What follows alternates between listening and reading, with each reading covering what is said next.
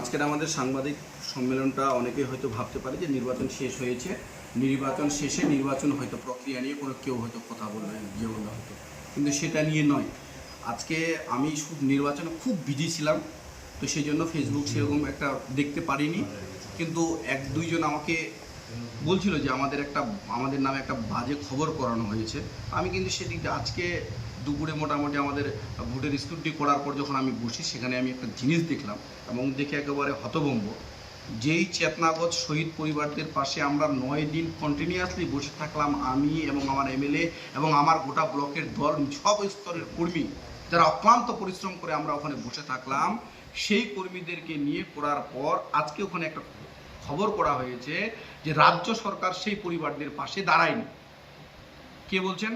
একটা news channel news খবর করেছে এবং খবরটাতে এটাও লিখেছে যে রাজ্য সরকার টাকা দিতে চেয়েছিল কিন্তু কোনো টাকা দেয়নি। হয়রাস আমাদের সরকার দিদি শোনার পর আমাদের দলগতভাবে এ জেলার জেলা সভাপতি মাননীয় কানাইয়ালাল আগরওয়াল মহাশয়, আমাদের তৃণমূল কংগ্রেসের জেলা সভাপতি এবং আমাদের বিধায়ক মিলে প্রত্যেকটা পরিবারের হাতে 3 লক্ষ টাকা করে, অর্থাৎ 12 লক্ষ টাকা একদিনে ক্যাশ তাদের হাতে পৌঁছে দিয়েছে। আমরা নিজে ছিলাম, তোমাদের মোবাইলে সেই ফুটেজ রয়েছে। তার পরবর্তীকালে সরকার, অর্থাৎ তৃণমূল কংগ্রেসের মমতা বন্দ্যোপাধ্যায়ের সরকার ঘোষণা করে সেই পরিবারদের পিছু প্রত্যেককে 2 লক্ষ টাকার করে চেক দেওয়া হবে এবং সেই চেক দেওয়ার দরুন 4টা পরিবারেরই ব্যাংকের পাসবই আমি নিয়েছি, যাতে নামগুলো ভুল না হয় সেটা আবার পাঠিয়েছি। এবং আমাদের বর্তমানের যিনি হচ্ছেন আমাদের ডিএম সাহেব সুরেন্দ্র কুমার মিনাস, তিনার হাত দিয়ে সেই ভিডিও আমি আপনাদের কাছে এখন দেখলাম, তিনার হাত দিয়ে আরও 2 লক্ষ টাকা করে একটা চেক দেওয়া হয়েছে। মোট 5 লক্ষ টাকা করে প্রত্যেকটা পরিবারের হাতে দেওয়া হয়েছে এবং আমরা কথা দিয়েছি আপনাদের পিছনে আমরা আছি, আজকের দিনেও কথা দিচ্ছি আমরা থাকবো। হয়রাস এই খবরটা না করে একটা ছেলে তার নিজের মতো করে চ্যানেল বানিয়ে সেখানে খবর করছে যে তৃণমূল কংগ্রেস তার পাশে দাঁড়ায়নি, তৃণমূলকে বদনাম করার। আমরা যতটুকু জানি সেই ছেলেটা বিরোধী পরিবারের পক্ষে জড়িত আছে, সে থাকতেই পারে, কেউ যে কোনো দল করতে পারে, কিন্তু এরকম ভুলভাল খবর করার দরুন আমরা আজকে এই সাংবাদিক সম্মেলনটা ডেকেছি। তার অন্যতম কারণ যে আমাদের দলকে সেখানে কোনো অথেন্টিক তাদের কাছে রিপোর্ট নেই। আমরা টাকা দিয়েছি কি দেইনি, আমরা সাহায্য করতে চেয়েছিলাম, করেছি কি করিনি, তার সে যাচাই না করে খবর ছিল সেই আমরা যে টাকা দিয়েছি বা সহযোগিতা করেছি তিনিও ছিলেন, সেখানেও তিনিও ছিলেন, তিনার চ্যানেলেও খবর হয়েছে। হয়রাস তিনি কিন্তু সেটা কোনো কিছু করেননি। তো সেই জন্য আজকে আমাদের সাংবাদিক সম্মেলন। আমি আমাদের বর্তমানে যিনি আইসি সাহেব হয়েছেন তিনার সঙ্গেও কথা বলেছি যে এই বিষয় নিয়ে আমরা কি করতে পারি স্যার, আমাদের বিরুদ্ধে এরকম ভুলভাল বলছে, আপনি কি বলছেন। উনি আমাকে বললেন যে না, আপনাদের এই নিয়ে আপনারা আপনাদের মতো কাজ করুন, আপনারা যদি আমাদেরকে যদি আমাদের কোনো অর্ডার করেন আমরা অথেন্টিকভাবে কাজ করব। আমি পরিষ্কার বলছি, আমরা এখন এখানে প্রেস মিট করব, প্রেস মিটে আপনারাও যদি না করেন, কথার কথা আপনারা তো খবরটা নাও করতে পারেন, যদি না করেন তাহলে আবার আমি আপনাদেরকে বলছি ভবিষ্যতে আপনাদের আমি আর কোনো ইন্টারভিউ বা কোনো কথা আপনাদের সামনে আমি অন্তত বলবো না। এবং এই যে ছেলেটা যিনি নিউজ চোপড়া বলে যে ছেলেটা চোপড়া নিউজ করছে, তার এগেনস্টে আমি আজকের দিনেই আমি একটা লিখিত দায়ের করব।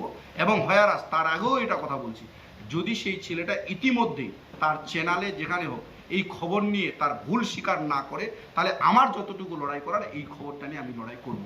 এবং এটাও আমি বলছি আজকে যে আমরা আমাদের নিয়ত পরিষ্কার রেখে কাজ করার চেষ্টা করেছি, যতটুকু পেরেছি।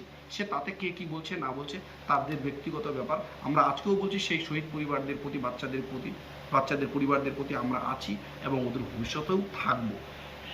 এটা শেষ হওয়ার পরেই আমাদের নির্বাচন, প্রত্যেকে আমরা নির্বাচনের সঙ্গে যুক্ত। আমরা কোথার থেকে কি খবর রাখিছি আর কি খবর রাখিনি কে বলছে, ওরা বলছে যে আমরা খবর রাখিনি, ওই চ্যানেলে বলেছে।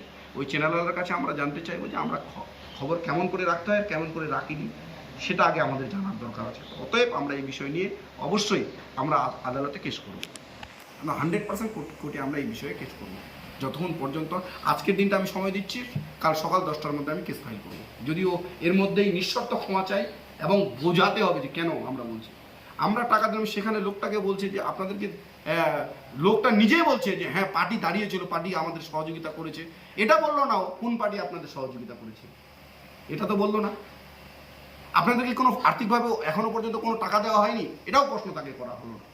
তাকে এটাও বলা দরকার ছিল যে তৃণমূল কংগ্রেস, আমরা লোক মুখে শুনেছি, ওর চ্যানেলটা দেখেছে যে একবার 3 লাখ, একবার 2 লাখ টাকার চেক আর 3 লাখ টাকা ক্যাশ দেওয়া হয়েছে। তো বলতে পারো যে আমি তো দেখেছি আপনাকে একবার 3 লাখ টাকা ক্যাশ দিয়েছে, 2 লাখ টাকার চেক দিয়েছে, সেটাও সে বলছে না।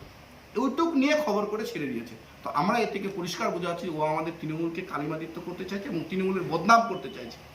কোনো অথেন্টিক কোনো রিপোর্ট না পেয়ে কোনো কিছু তার অনুসন্ধান না করে তিনি খবর করে দিন, তার জেরে আমরা কিন্তু চেষ্টা করি।